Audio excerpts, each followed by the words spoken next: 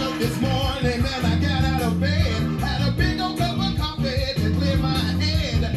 Telephone ring and you wanna chat. Well, sit on down and tell me what up with that.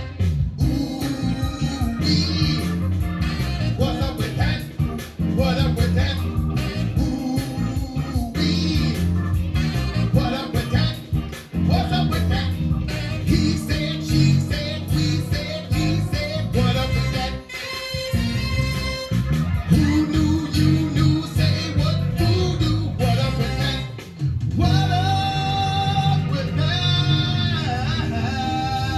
Yeah, yeah, yeah, yeah.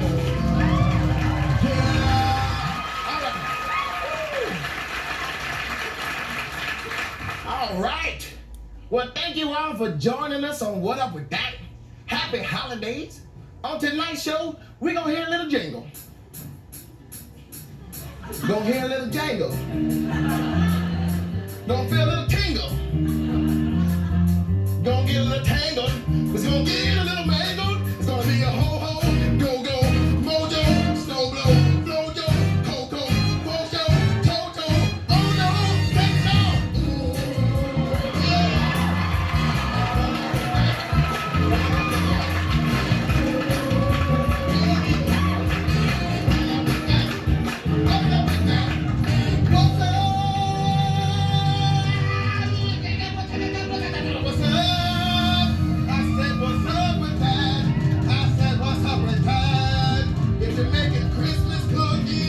Don't get that cheap ass frozen dough.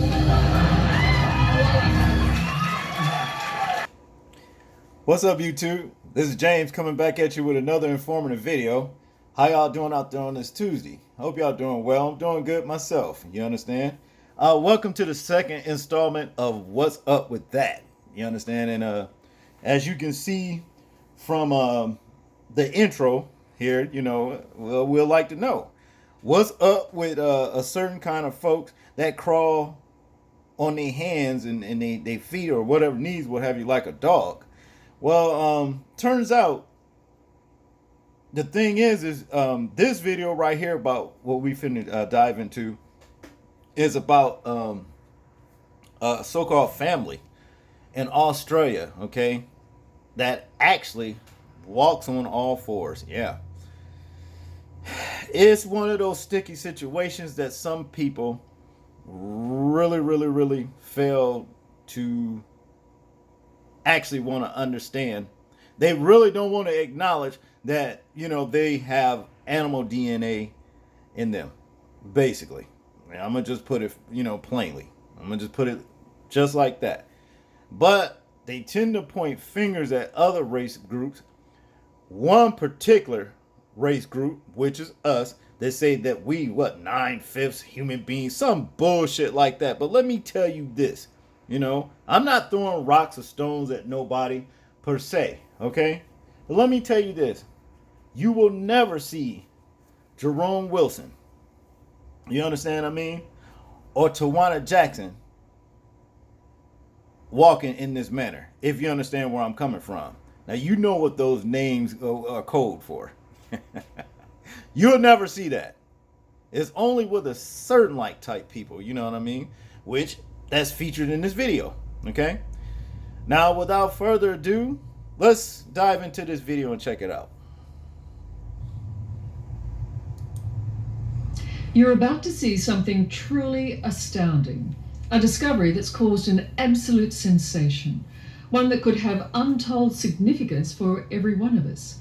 And not only that, it's a totally engrossing mystery story too.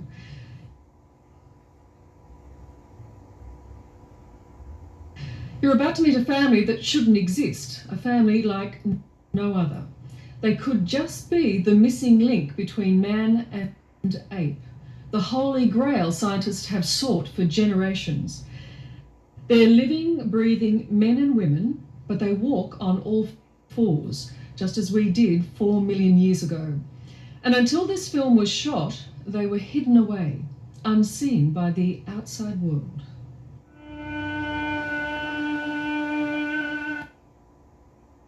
A remote village in Turkey. Here, hidden from the world, lives an extraordinary family. A family whose very existence could rewrite the evolution textbooks. I was really fascinated. Here are humans doing things that they're not meant to be doing. For the past year, their existence has been known to just a handful of experts who have been sworn to secrecy. When I heard of it myself, I was intrigued, but nothing prepared me for the reality. Now, finally, the secret can be revealed. The immediate response I had was that I couldn't believe my eyes. I had never expected that, even under the most extraordinary scientific fantasy, that modern human beings could return to an animal state. In scientific terms, it was the equivalent of finding living, breathing fossils. Human beings who had never made the evolutionary leap of standing upright. The quest to find out why took a team of scientists on an amazing journey and raised profound questions about what it is to be human. The thing which marks us off from the rest of the animal world is the fact that we're the species which walks on two legs and holds our heads high in the air. It's what defines us as human beings. In many ways, yes, of course, there's language and all sorts of other things too, but it's terribly important to our sense of ourselves as being different from others in the animal kingdom. These people cross that boundary. Professor Nick Humphrey is an evolutionary psychologist. He first heard of the family through a medical paper produced by Turkish scientists. It looks as if we really did have something rather like a throwback in evolution, a turning back of the evolutionary clock. And the Turkish professor who invited us there, that's the way he thought about it. And in fact, others in the scientific community took up that line and said, yes, here for all the world is a genetic problem which has undone the last 3 million years of evolution and returned them to a primitive stage. It sounded like the anthropological find of the millennium, a once-in-a-lifetime discovery that scientists dream of. If the family proved to be true quadrupeds, walking on all fours, they may provide the elusive missing link between man and ape. Humphrey set out for Turkey with the scientific team to record his findings. This is a very exciting moment for us. We don't know quite what we're going to expect from whether we'll really see quadrupedal humans. I don't know. It's never been reported in scientific literature. Rajit Ullas and his wife have an astounding 18 children. 12 were born healthy, but 6 had a unique disability. This is Gulen. He staggers as if he's drunk, but he's not. There's something wrong with his balance, but he's still on 2 feet, not 4.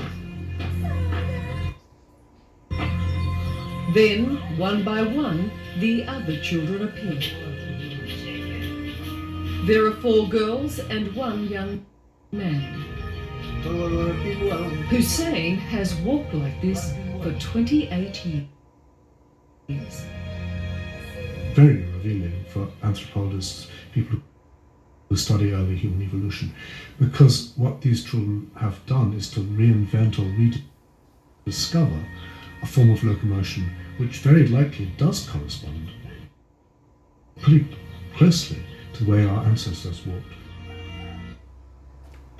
The affected children are aged between 18 and 34. They all still live at home, cared for by their brothers and sisters and their parents, now in their 60s. So far as we knew, no other case like the one in front of our eyes ever been described before. There were no reports in the scientific literature of adult human beings walking on all fours. And so we realized we had a major phenomenon in front of us to explain from a scientific point of view, but also, of course, a major tragic human story. Fossils tell us we probably first became bipeds around 4 million years ago. Since then, we have become beautifully adapted for moving on 2 feet. So why, for the first time in eons, are human beings again walking on 4? There was a certain amount of speed that This guy, Hussein, can outrun me, yes. Hussein can travel for kilometers like this. The skin on the heels of his hands is as thickened as it is on his feet. It's an action like that, is it? No, they don't push on them at all. They actually just do lift on the heel. On a very soft or flat surface, they will put their fingers down, but on a rough surface, they don't let their fingers touch the ground.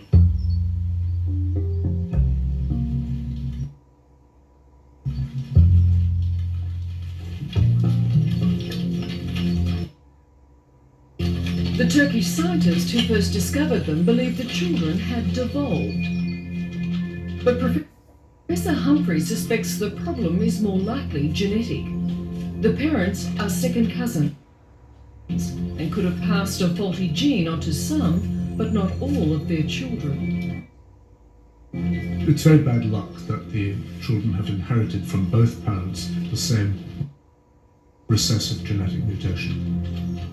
Basic neurological tests confirm there is something wrong with their brains, but that still doesn't explain why they walk like animals. It's a scientific puzzle, but for the children themselves, it's meant a life of misery. There's hostility towards the family in the village. The local kids taunt Hussein.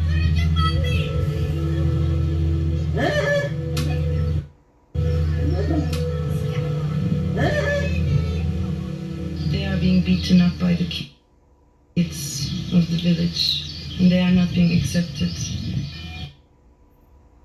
into the social circle. So they're outcasts. They are, yeah. They are. The team takes the family to a local private hospital for brain scans.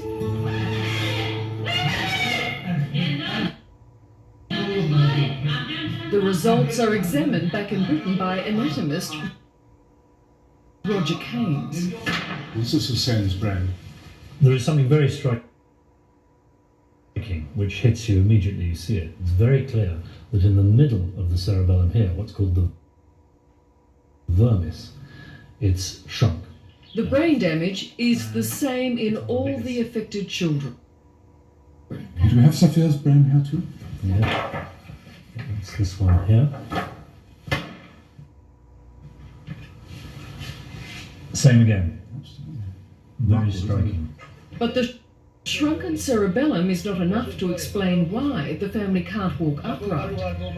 In a case reported last year in Italy, a young man presented without any cerebellum, but he could still walk. It doesn't in itself account for their walking on 4 legs, because other children who have damaged cerebellum, even children who have no cerebellum, can still walk upright. So again, the experts turn to genetics. In Berlin, German scientists think the answer lies in the family's DNA. I think this is very novel because it has never been described before that people are able to walk on their 4. So usually I think the opinion was that this is not really possible, and let alone that it's genetic. Professor Stefan Mundlus believes the Ulas family's blood may hold one of the greatest secrets of science, the gene for walking erect, the very essence of what makes us human. It's the exciting part of it. We can, by describing this family, actually show that humans can walk on their 4s, and then this can actually be inherited as a genetic trait, and that is very novel and very unusual. The Germans have already published claims of a breakthrough, upsetting many in the scientific community. I think it's an extraordinary speculation, very unlikely to be true. You don't accept that's part of the equation here? No, I mean, everything we know about evolution suggests that no single gene will have been responsible. So therefore, damage to a single gene can't throw you back from being bipedal to being quadrupedal. There have to have been other things at work here. There's more dissent in New York, where fossil experts squabble over the bones of Hussein and his sisters. Most people Is the quadruped? How much no doubt is a quadruped? And there's no, this is not the Angolian. Look at the size of it. I'm amazed at the ease with which some of these individuals are moving. The particular guy is it seems to be moving quite fluidly and with quite a lot of ease, very different to a Gator back then. To see modern humans with modern human body form walking around on all four limbs, using their upper limbs as a form of support, is extremely interesting. One of the remarkable things about the way these children walk is that they keep their fingers off the ground. They walk on their wrists, not knuckle walking like a chimpanzee or a gorilla. Walking on the wrists in this way, so the fingers remain undamaged, is of great interest to the evolutionists. It may be the way our ancestors learned to move between coming down from the trees and finally standing upright. It does. It does seem a little more robust on the Look distal at surface. the width of this. Compare the width of that. I don't care how you work it. In an ideal world on paper, yes, I'd love to see those skeletons. It'd be really interesting, but that's just not okay ethically. But at Liverpool University in England, another team has found a way to examine the skeletons ethically. And they are different to ours. Hussein's movements are identical to an ape or monkey, ideally suited for balancing on branches. These people are not missing links, but they have shown us how our ancestors did behave. They have rediscovered a way which we would never have even thought about. Nobody had suggested that our ancestors are what we're calling wrist walkers. But Professor Humphrey begins to suspect there are more basic reasons why the Ulas children never stood up. When they were babies, they crawled as usual, on hands and knees. Then, at around 9 months, they started walking on their feet and hands. With no local health service, no one was there to encourage the clearly disabled children onto their feet. Why that happened, we don't know. Why nobody intervened, why they didn't do the simplest things they might have done to help them and to bring them on, as would have happened in Melbourne or in London or in New York. Incredibly, no one had even thought to provide them with a $30 walking frame. Within a few hours, there was an astonishing transformation. The children who had never taken a step upright on two legs were using this frame to walk across the room with such delight in their faces and a sense of achievement and of having suddenly made a breakthrough into the world they never imagined they could ever enter. Before the scientific team left, it arranged for a physiotherapist to examine the children and installed parallel bars in the yard to encourage them upright. The possibility of walking gives new hope to the family. Bak büyük şey. A big thing. A huge thing. Keşke. Hadja tells the team if she could walk properly, she could go to dances and meet her husband. Yeah, she would love to go to her own wedding. But unfortunately, the physiotherapist holds little hope that Hussein will ever walk upright. He thinks it's too late for him.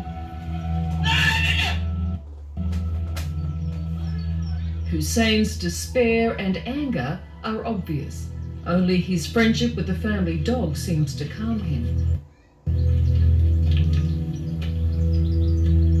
I come away with a renewed respect for the human spirit, for how human beings in disadvantaged circumstances can nonetheless triumph over their adversity. no matter what they have to do to maintain their pride and their sense of themselves. Scientists still believe the Ulas family has much to tell us about our ancient ancestors. But life for the family must go on. And in January this year, Professor Humphrey's team returned to Turkey to check on them. It looks as if, in the month or two since we made this very small intervention, you might think, all of the children are now to some extent walking independently on their back legs, which is both a wonderful thing for them, and how extraordinary that you can parachute into people's lives and make such a difference to them. But there was no sign of Hussein. It was thought he was the least likely of the family to make progress. But then...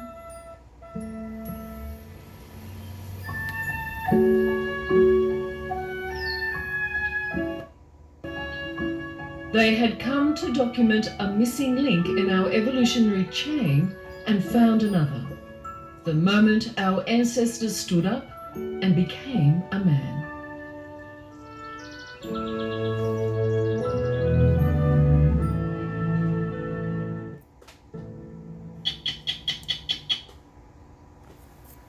Well, yeah, that concludes the video right there, particularly. Well, let me do this right quick. Hello, I'm Liz Hayes. Let's do that. Now, they kept saying our ancestors, okay? Now, we know that all races flow from one master race, okay? But there was a branch off, and there was some races that wasn't supposed to be created. There were nations of people that wasn't supposed to be. And just because, our ancestors, okay, went off script and transgressed the Most High's laws, statutes, and commandments, and they went on to get into a pact with the wicked, evilest one of all time, you understand, and help create these other races. All right. And so I guess that's the reason why a lot of we hear about the Caucasus Mountains. We hear about these same people that we just watched in these videos that was walking on all fours in the Caucasus Mountains. Well, a lot of them never progressed. Okay? They never progressed. But remember, if for those that know about what's happened with the Caucasus Mountains and where these people come from, they were civilized, and those people who civilized them were our ancestors, the ones that basically went off script and created them. All right. And I'm gonna say this too: incest is an awful thing. Incest is an awful thing, and I think that played a part in the way not only that these people, walked on all fours, but it's also played a part in their cognitive.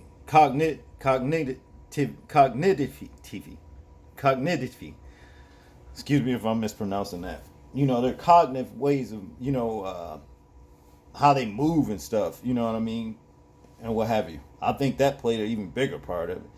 And the way they comprehend. One would call people like this, retarded or special needs or what have you. But yeah, the incest is inbred shit. That's awful. But yeah, so whenever some white wannabe supremacist, he can never be supreme anyway because he wasn't the original race. Number one. Whenever one of them will say some shit like that, to you, if you're able to tell him, he say some shit like, well, you just 9/5 as a human being. No, that's not us, that's you. You tell him that. That's not us, that's you. Well, this concludes this segment of What's Up With That. And y'all tell me what y'all think about it. Like, comment, share, and subscribe. And this is James, and I'm out. Peace.